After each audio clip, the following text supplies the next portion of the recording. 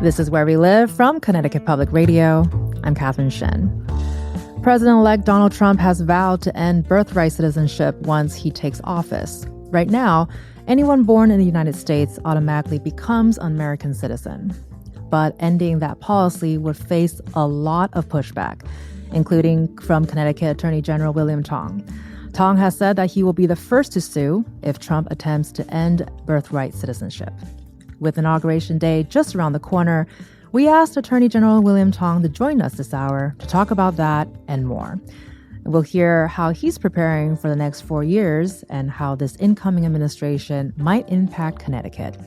Plus, he'll share the ins and outs of the role of Attorney General. Attorney General Tong, thanks so much for joining us this morning. Good morning. Thanks for having me. Well, it's nice to have you in person finally. Yeah, I think we thought I'd been here in person, but this may be our first time together, Kat. Yeah, that's just how the conversation is. It's just always a good time. So, and I wanted to start off the show by asking you, I think we've all heard the term Attorney General, but I'm not sure if we're really exactly sure what the job means. So can you talk about what does your office really do day to day?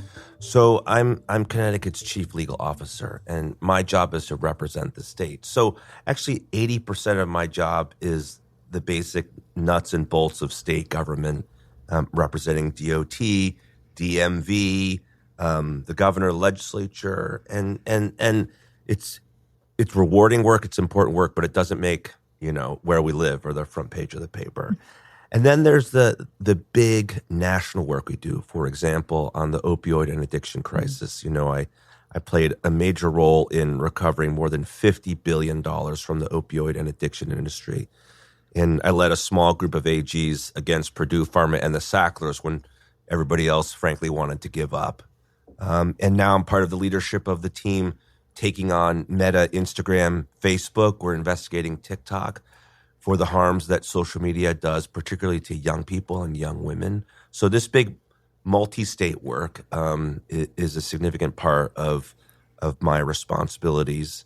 And then, of course, protecting Connecticut and Connecticut families. And as we inaugurate a new president who was once president and all the things that he has said that he wants to do that I think may harm and hurt and prejudice Connecticut and Connecticut's families and our interests, I'm going to be ready to, again, stand up a firewall that's been standing, frankly, since I became Attorney General because, I was Attorney General in 1.0. Mm-hmm. It's funny, we had a big rally after Election Day in West Hartford for the LGBTQ plus community. A couple thousand people were there.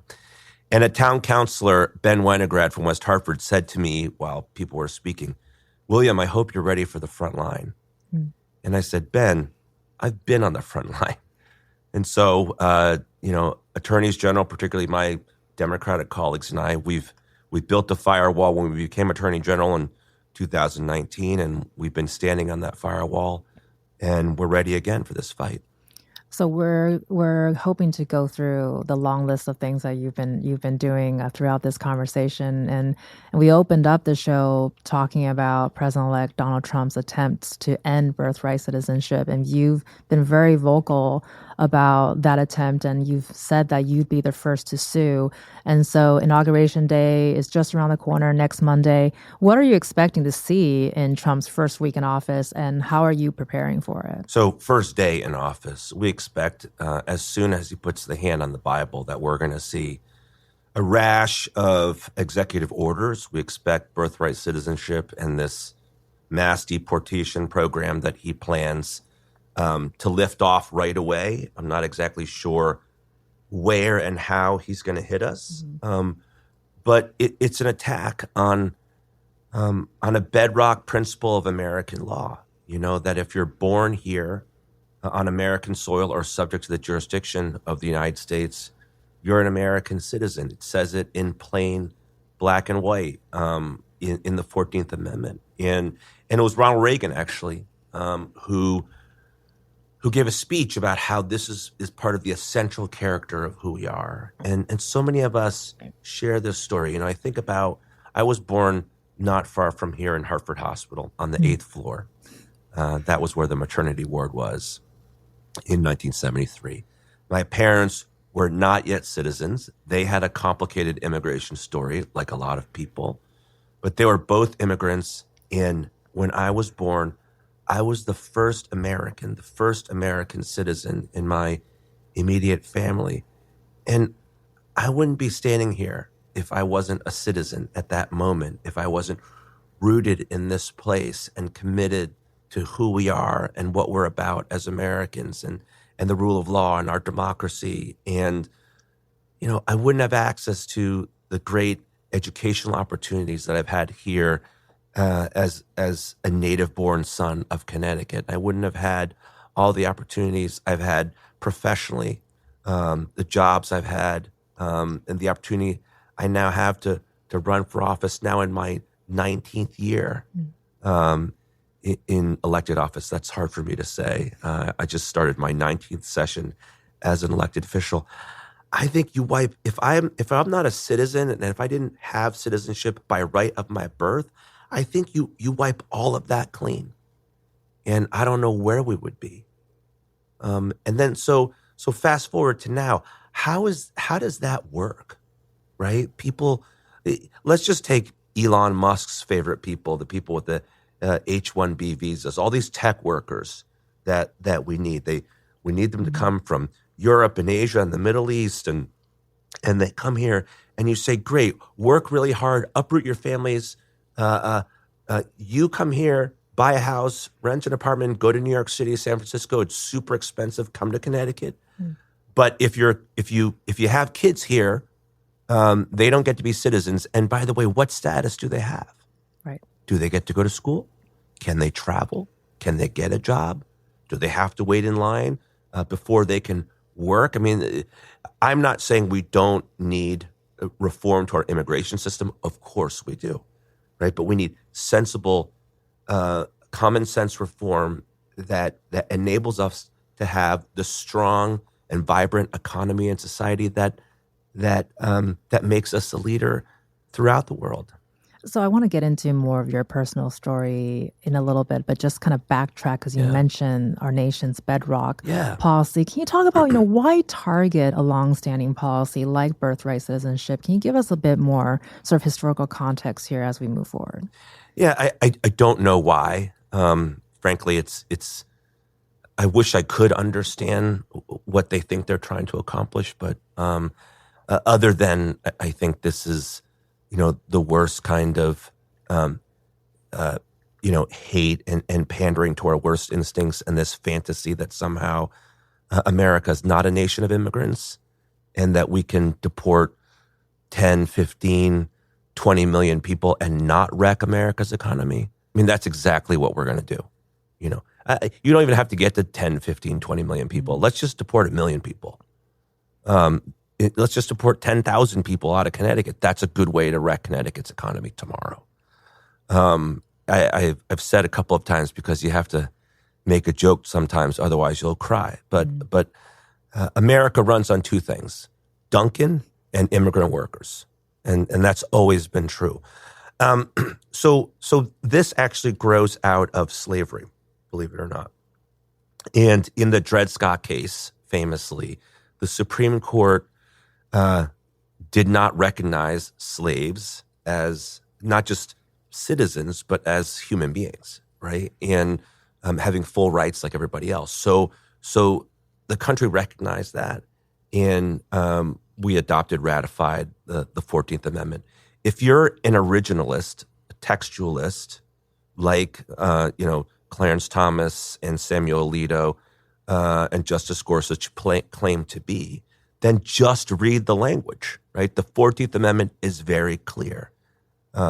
If you're born here on American soil or subject to the jurisdiction, you're a citizen. And so then it was, actually I'm sitting here with Catherine Shen, William Tong, I remind the two of us that the Supreme Court case that confirmed what the 14th Amendment said and said, yes, birthright citizenship is a guarantee of the U.S. Constitution by its very terms, was a case about a Chinese American. Wong Kim Ark is case, more than 100 years old, out in San Francisco. And so that has stood for more than 100 years. And certainly since the adoption of the 14th Amendment, which is why when people ask me, do I think Donald Trump is going to get away with it? The answer is no, because there are many legal questions that I have to confront as Attorney General that are ambiguous, that are subject to multiple interpretations, that can be debated for hours and hours and days, and you can keep going. The 14th Amendment and what it says about birthright citizenship is clear. Okay, there's not much to talk about. It says what it says. The Supreme Court has confirmed it. As a legal matter, it's settled law. And I think oftentimes we hear this rhetoric. The next thing we think about is, what are the consequences?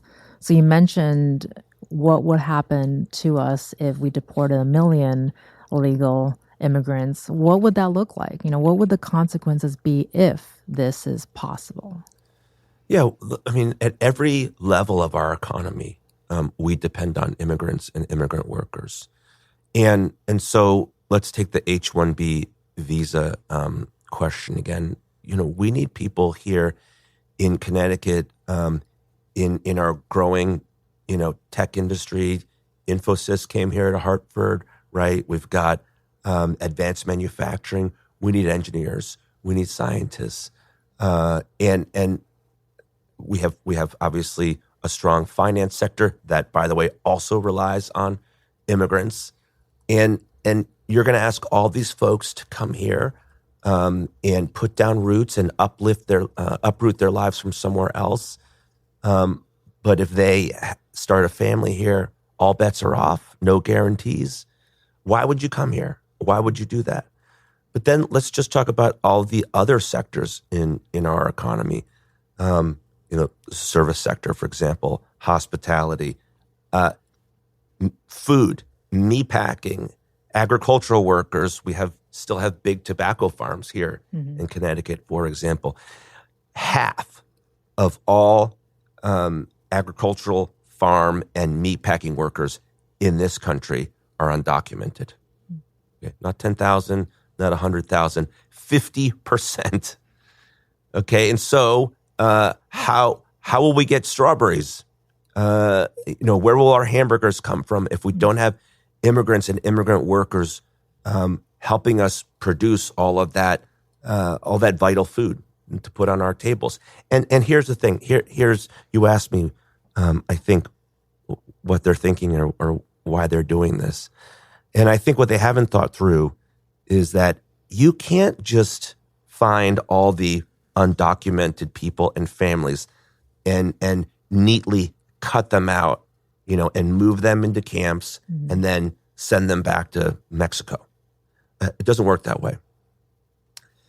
Most immigrant families are families with mixed status. So in all the families in America that have somebody who's undocumented, 70% of those families are of mixed status. So you have citizens in that family. You have people with temporary protected status. You have people with green cards.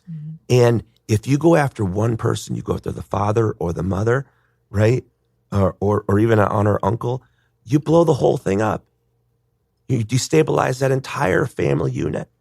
Let's pull an income out of that family. What does that do to that family? How can they make the rent? How can they make a car payment? How can they pay for health care? And so the far-reaching and long-term effects are profound and destabilizing. And for a place like Waterbury, New Haven, Stamford, West Hartford, right, that relies on so many immigrant workers and immigrant families to power those economies, we're really going to struggle. Well, and you mentioned earlier, too, that immigrant families go through very complicated processes to become citizens. And I myself have witnessed that with family and friends. And I think it's a lot more complicated and a lot more nuanced than people realize unless you've kind of gone through it. You yourself have a personal experience with this. Can you share with us about what happened? Yeah, so my parents came here with nothing, like a lot of people. And I want to say at the outset before I tell my story, It's a great story, but it's an unremarkable story. And I say that because so many people share this story. Right. So many people share a piece of this story. It's not exactly the same, but it's very similar. My parents came here with nothing, and they met on Blue Hills Avenue in Bloomfield in a Chinese restaurant called the Hong Kong Kitchen. And they opened a place called the Townsend Kitchen on Park Street in Hartford. And my dad came to this country on a tourist visa. And he overstayed his tourist visa. And I wasn't born yet. And my parents were running this Chinese restaurant on Park Street. And at that time, an Immigration and Naturalization Service agent, INS, showed up and said, "Hey, we love your restaurant." This is, early 1970s. But you were on a tourist visa, you've got to go. And so my parents weren't going to run. They were just going to pack up and go back to Canada where my dad had gone to school. So one night, my dad's driving home after, 12, 15 hours at the restaurant, cooking Chinese food for people. And he's driving home on the Berlin Turnpike.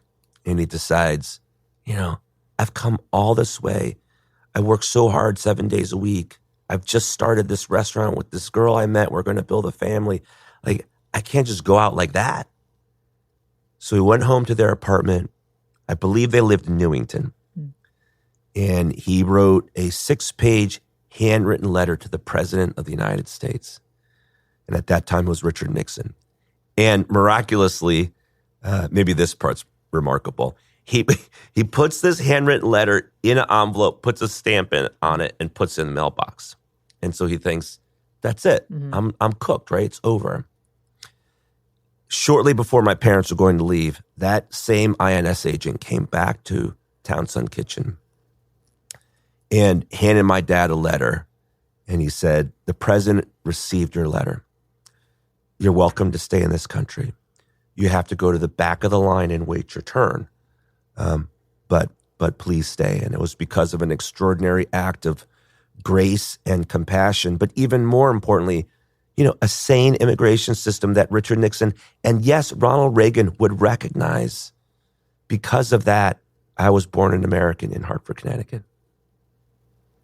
I understand when you say it's a remarkable story, but that in of itself is also a remarkable story to tell. The fact that that can happen, and now you're here having this conversation. But it still happens. And right. And I've done a bunch of these forums since Election Day. I did one last night in New London. People are scared. They're worried. They want to hear from the Attorney General. I tell them the truth. I tell them, because they want me to say it's all going to be okay, and I can't say that, and I can't make guarantees. But they do ask me, what gives you hope? And what gives me hope is that I grew up working side by side with my parents in our Chinese restaurant. Not Townsend Kitchen. It was the Sampan on Celestine Highway in Wethersfield. So for people that have been around for a while, you might remember the Sampan. That was my parents' place. I worked side by side with them in that restaurant as a kid. It was hot. It was hard. I didn't much like it. But in one generation, I've gone from working in my parents' hot Chinese restaurant kitchen to being the Attorney General of this state. This is who we are. This is core to the American dream. And that still happens in this country. And it's happening right now to some family that looks like mine, that's going through the same thing. I say to many new immigrant parents who are working 7 days a week and 15 hours a day, like my parents did, I say, I am your children. And it's worth fighting for. What goes through your mind when someone perhaps with similar backgrounds come and share their story, their stories of success and their stories of hope? What do you think about when people open up to you and are comfortable in sharing their story because you have been sharing your story? It makes me want to fight for them. I open my conversations with people about how personal this is because I think a lot of people, and this isn't just about immigration, on a lot of the issues that I work on, for example, on addiction, when people are looking for reproductive health care and healthcare broadly, it really helps to remind people that this is personal for us, that I don't just do this because I was elected to do this job or I'm a member of the Connecticut Bar and I'm a lawyer. I do it because I have a personal investment in the work because it means something to me and my family. And it means something to so many other families. And I don't know how we could build the state that we've built. That's frankly, in the whole scheme of things, like there are a lot of things that people want to complain about. I get it. Mm-hmm. But we're very lucky. We're very lucky. I think the pandemic put that into focus, that Connecticut's a pretty great place to live and raise a family and a great place to grow up. And I don't know how we do that without immigrants coming here, with people coming to contribute their energy, their labor, their ambition, right? Immigrants bring ambition. They bring drive, the desire to do better for themselves and their families.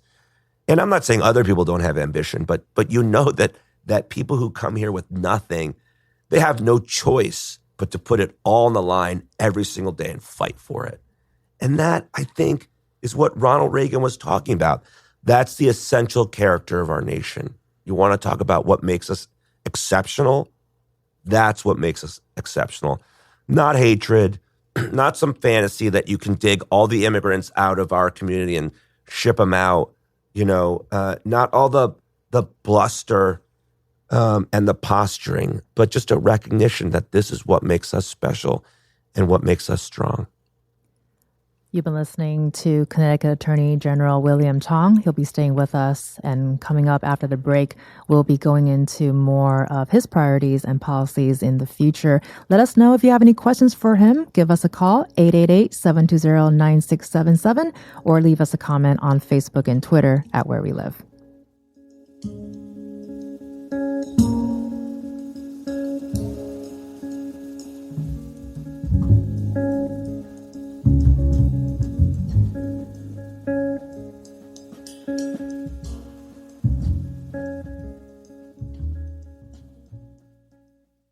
This is Where We Live from Connecticut Public Radio. I'm Catherine Shin. Connecticut Attorney General William Tong was recently elected the president of the National Association of Attorneys General. In 2006, he became the first Asian American elected to any state office in Connecticut history. He was also the first Chinese American to be elected Attorney General nationwide. He joins us today to discuss what his office will tackle this year and how the incoming Trump administration might impact that. And listeners, if you have any questions, feel free to join the conversation, 888-720-9677, or find us on Facebook and Twitter at Where We Live. So switching gears a little bit from our previous segment, because you mentioned that you were recently elected the president of the National Association of Attorneys General. Your term starts in 2026. What might your collaboration look like with other attorneys general in the future, and what does this mean? So it means that Connecticut will continue to have a seat at the table. George Jepson was president of the National Association of Attorneys General. So I'm going to credit George for inspiring me to pursue it, because I saw how effective he was in the national bank mortgage, the national mortgage servicer settlement after the financial crisis. And I'm going to apologize to listeners. Yes, my voice is a little raspy because I'm fighting through the sniffles like everybody else. We appreciate you fighting the fight for us. But what it means is that Connecticut has a seat at the table. It means we drive these big national cases. It means, frankly, at times we get a little bit more money because we pick up the laboring oar and we do a lot of the work. So you may know I'm leading the national generic drug price fixing case. As I said before, I played a pretty significant role in our opioids work. And what that meant was that when you split up the recovery, and it's called allocation, but that's a fancy word for how we're going to divide up the money. Mm-hmm. Texas and California and New York don't get the same amount as Connecticut. Let's just be clear, right? And so states like Connecticut have to fight for our share, and we get a proportionally better share to help us fund treatment, addiction science, prevention here in Connecticut if you're at the table. And so that's why I'm very active. I do travel a bunch to be with my fellow attorneys general. It's a bit like a super legislature, although there's no speaker. It's sort of 56 of us, states, territories, and the district, trying to work it out, trying to negotiate, trying to move in the same direction. So I spent a lot of time with them in both on a partisan basis. There's the Democratic Attorneys General Association, but then the National Association of Attorneys General. And it's really important because in this moment, AGs kind of feel like the last corner of American public life and government institutions where Democrats and Republicans work together pretty seamlessly. And I'm not saying there's not politics in the room. There are. And some of my colleagues with whom I do a lot of business do things and say things that I don't much agree with. And so that's challenging. For example, Texas. Ken Paxton and I are not on the same page on many things. But on Google, in our antitrust case, for example, we're on the same page. And so we do a lot of business with Texas. And they have a lot of resources, so that's important. The other reason why it's important is, frankly, in this moment, I recently spent some time bird hunting with my Republican colleagues in South Dakota. And a Republican deputy attorney general asked me at a meeting, William, why did you go to South Dakota to hang out with 3 Republican AGs and go bird hunting? And I just looked at her and I said, to hold the union together. And, at a certain level, it's about relationships and it's about human beings and spending time together and breaking bread together and eating pheasant together, which isn't too bad, by the way. And reminding each other that we're in this together, that even though you're from South Dakota and Kansas and Alaska and Idaho, and I'm from Connecticut, we want the same things for our families and for our communities and for our states. And I think it makes a huge difference. Well, I wanted to say that my brain kind of got stuck on bird hunting real quick. But speaking on collaboration, one thing that you are doing with other AGs is working to create safer social media platforms. Yes. Which is a conversation that we've had multiple times here on Where We Live as well. And you backed a bipartisan coalition to get warning labels on social media platforms. So can you talk about that? And what else would you like to see apps like TikTok do to mitigate the potentially harmful impacts on users? Yeah, they've got to do more. So how do these things start? So 35 of us got into a conference room a few years ago, and we heard from a bunch of experts about social media and the impact on young people, particularly young women. And many of us are parents, and it's scary, because we know that for I have a 18-year-old young woman and a 16-year-old young woman in my household, and then, of course, a 13-year-old young man. And it's hard to believe they're 18, 16, and 13. But you see how addictive the devices are, not just for kids, but for us. Right. When I announced my lawsuit against Meta, Instagram, and Facebook, I said to, there's a bank of cameras, cameramen, reporters, and I said, okay, everybody turn off your ringers and put your phones in your pockets and don't look at them until I'm done with this press conference. And they're all like, what? Challenge. Yeah, yeah. And you realize that by design, these platforms, the way they make money is if you're doing this, if you're looking at your phone, and they make money on the number of eyeballs and for how long they stay on the platform every single day. Well, the only way they can make that happen is to get you addicted. And so the algorithm is designed to suck you in with content that you want to look at, ever more shocking, ever more controversial, with what they call haptics, buzzes, updates, alerts, rings, infinite scrolling, right? You don't think about it much, but infinite scrolling was developed at Meta, and the developer called it behavioral cocaine. So it's designed like cigarettes were a generation ago, like the opioids that people got addicted to. This is all about addiction. And it's not good for you, obviously. And so my fellow attorneys general and I are teaming up to go after these platforms, to fight their strategy of getting people addicted, to protect people from this content, often driven by algorithms that's very harmful, and for young women can lead to not just bad body self-image and low self-esteem, but depression, self-harm, and as we know, much worse. And we need these companies to recognize the harm that they're doing, and to do things to moderate their content. Mark Zuckerberg is going in the exact wrong direction, right? In the past couple of weeks, saying that he's not going to moderate content, that he doesn't really care, that this is quote unquote in the name of free speech. He's just going to let whatever people want to put out on the platform, they can put out there. The consequences be damned, while people are depressed, hurting themselves, and dying, and taking their own lives. And so we need them to strengthen their fight against bad content, not weaken it. So, for example, you asked about TikTok.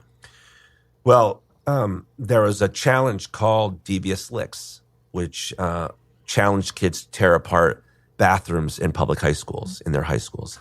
And this happened at New Britain High School. We had to shut the high school down. New Britain had to shut New Britain High School down because of the Devious Licks challenge. That's real. Slap a teacher was another challenge, to physically assault a teacher. There was another challenge that sort of involved like high pressure carbonation and bottle rockets or something, where an East Haven teenager responded to that on TikTok and got hurt, went to the hospital. This is, and not to mention, by the way, the proliferation of videos about car thefts and the Kia boys. All of that is on social media. And they have to be a partner. They make money off of this. They make money off of this content, off of this engagement, off of all of this controversy.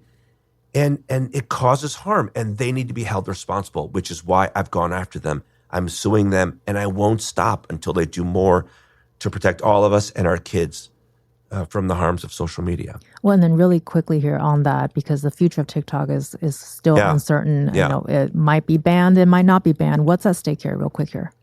So not clear what's going to happen, but long term, I think this is the next public health crisis of our time. And it was smoking, and we've cut smoking in half.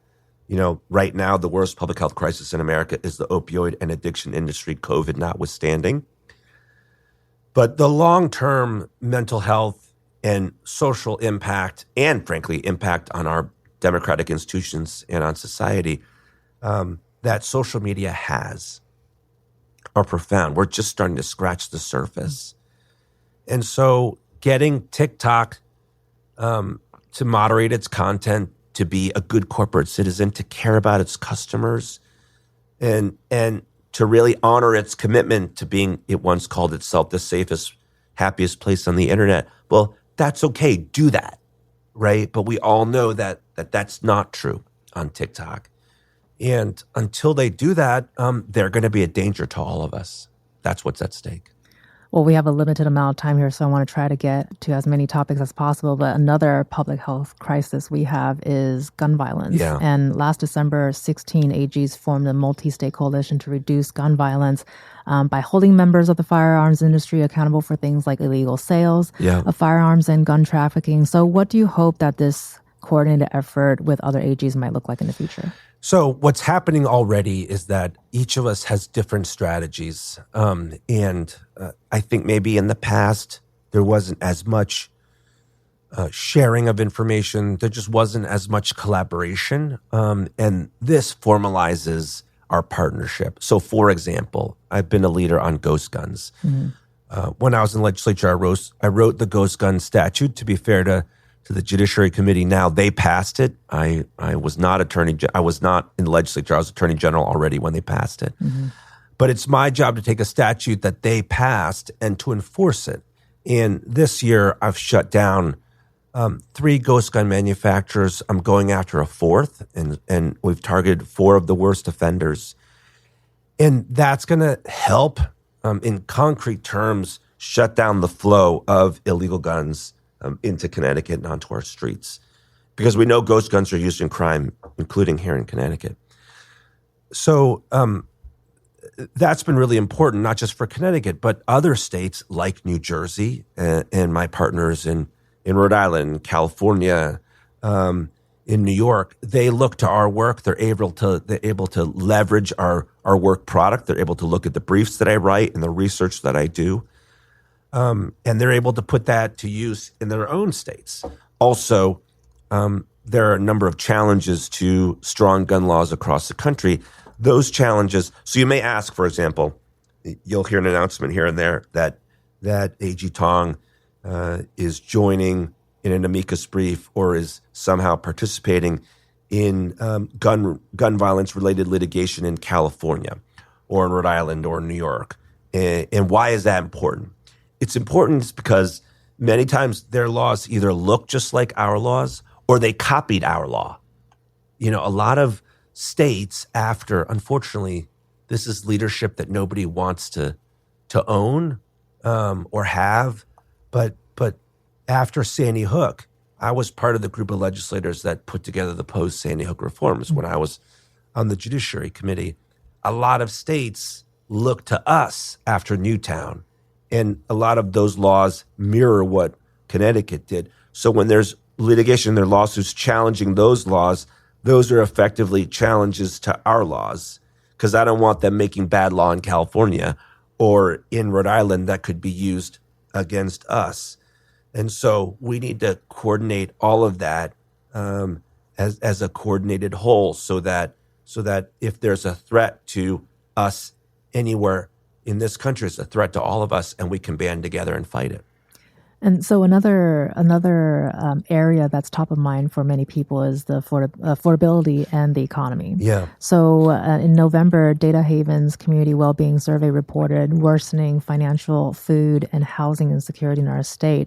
So can you talk about how does the Office of the Attorney General address issues like this? So I have an investigation right now, food prices, and what I'm running up against again is what I've run up against now for several years, and that is it would surprise you to know that the Connecticut Attorney General has relatively weak powers with respect to price gouging. And we've gone to legislature for many years now seeking to expand Connecticut's price gouging authority. And basically, I'm limited to the immediate retailer. And often it's not the immediate retailer. It's not your local supermarket or small store. It's often the distributor or the manufacturer who's driving the prices. But I can't go up the chain because our laws don't allow me to. And I've gone year after year to the legislature, and many people are supportive of this initiative. But there's some voices who don't want me to have that power and authority. I don't get it. Why don't you want me to be able to go after bad actors who want to take advantage and rip off your constituents and try to drive down prices? And so here's something that drives everybody crazy: shrinkflation. Have you heard about this phenomenon where I love Doritos, okay?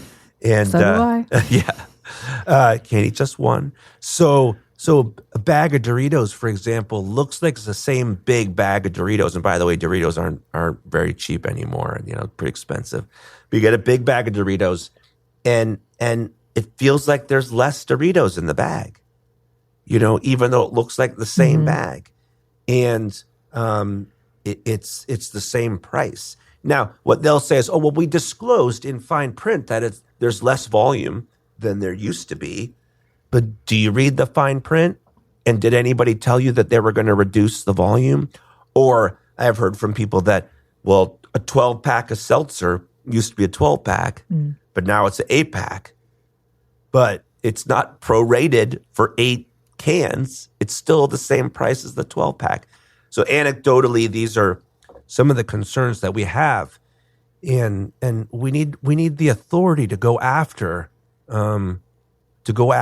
manufacturers and retailers and distributors who essentially try to rip people off by not telling us the full truth about what we're buying. So we only have time for one more question, unfortunately. And I know earlier you mentioned you have a lot of hope for the future and the upcoming years. What do you hope to leave our listeners with today with this conversation? I'm grateful. My wife says to me, "You need to be more grateful," and I think we could take that advice from Elizabeth Tong that we live in a state. We have some of the best public schools in the country. We could do better. We have some of the safest communities. We're one of the safest states in the country, notwithstanding challenges that we have, including with gun violence. Climate change is real for Connecticut, but I'm grateful that we have access still to water and the shoreline. And we had some fires this year, which were really scary in this area, in this region. But Connecticut's doing pretty well. And I think if we, band together and look after each other, the policy of this state is to look after each other. If you think about our laws, you think about how we address reproductive freedom and reproductive rights and housing and healthcare and the LGBTQ plus community and immigrants, basically all of that is summarized by we take care of each other. We look after each other. That's the policy of this state. If we stick to that, we're going to be okay. Well, shout out to Elizabeth for that nugget of gratitude, and also want to thank Connecticut Attorney General William Tong for being on the show today. Attorney General, thank you so much for your time. Thank you, Kat. And coming up, Connecticut Public and Connecticut Mirror federal policy reporter Lisa Hagan will join us to unpack what we just heard. Let us know if you have any questions, 888-720-9677, or leave us a comment on Facebook and Twitter at Where We Live.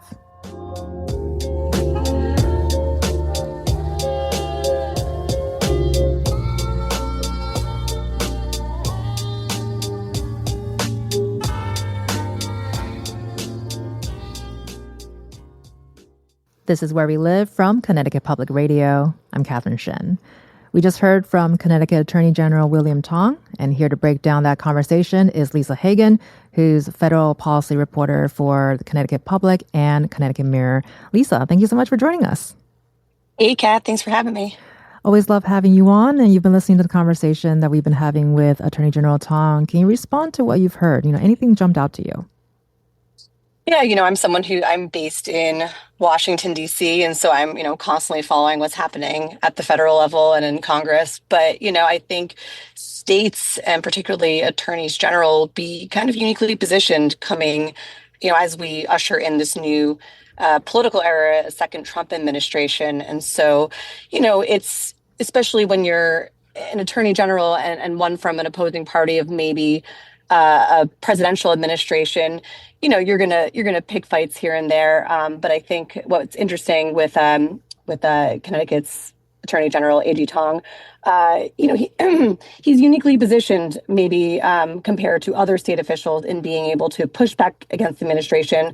And also, I thought it was really notable to hear how he basically has a personal story, especially if birthright citizenship comes under attack under administration. And is that something that you're hearing from where you're standing as well? Other AGs or other people fighting against what President-elect Donald Trump attempts to do with birthright citizenship? Yeah, again, all this being hypothetical with him coming into office on Monday. But yeah, again, I think you can expect us to kind of shake out more so along party lines. Obviously there may be some Republican attorney generals in other states that might push back against this. But, to what point A.G. Tong makes is that, this is pretty much in, statute in the Constitution. I think this would be definitely a harder thing for the administration to propose. And so I'm curious, as we see the first 100 days and first year of the Trump administration, maybe seeing some other executive actions that might have, better legal standing. And I'm curious to see how those fights shake out in the courts. Right. And we're certainly going to be following those closely as well. And another topic that's been forefront of many, many people's minds is TikTok's uncertain future here in the U.S. And A.G. Tong has been very vocal and an adamant supporter of more content controls on social media platforms, like you've heard earlier. So with the conversations of TikTok being super hot right now, because of the potential of banned or not banned this upcoming weekend. What do you anticipate we're going to see in the future from our Attorney General? Yeah, I mean that's been a big conversation. I know in the States, but in Congress and in Washington as well. I mean, Congress was getting pretty close to trying to do some kind of regulations on online safety and social media as it comes to kids. Obviously, they passed the bill that would basically force TikTok's parent company to divest or be banned in the U.S. And so I think that's one that's being really closely watched. And I think we're seeing, the incoming President-elect Donald Trump kind of, I don't know, waffle's the right word, but, he seems like he might try to preserve TikTok depending on what happens in the coming days. And so I think it's kind of unclear how the incoming president might handle this and how Congress might handle this. And so I am curious, and I think this is why states and officials, and especially attorneys general, will be kind of on the front lines in kind of litigating some of this stuff and figuring out what happens to the fate of social media companies like TikTok. So many questions and so many curiosities, I think, as we go into the future. And we've had so many questions and a list of issues that we want to get to, but obviously with limited time, we couldn't get to everything. But he did touch on gun violence policies very, very quickly. Is that something that you're seeing in Washington, Lisa, in terms of priorities? Not so much probably with the new Congress, the new congressional session coming in right now, and with the incoming administration. I mean, obviously, we saw the gun safety bill that was brokered in part by Connecticut Senator Chris Murphy. That happened in the past administration. I just don't know if gun violence is as much of a priority in Congress and at the national level, which again, why I think we're going to see a lot of these issues play out at the state level and try to maybe plug in some gaps that Congress can't fill. Well, thanks for following on all those issues with us and for us, Lisa. Any final thoughts you would like our listeners to take away from this conversation? Any priorities that you have as you continue to follow all of these policies? Yeah, well, again, I'm going to be at the inauguration. I'm covering the new Congress that just formed. And again, I think, as we expect probably more gridlock in Congress, I think, again, what we're seeing happen at the state level, seeing what's happening in Connecticut, I think that's where we might really see some interesting action and fights happening. Lisa Hagen, who's our federal policy reporter for Connecticut Public and Connecticut Mirror. Thank you so much for being with us today, Lisa.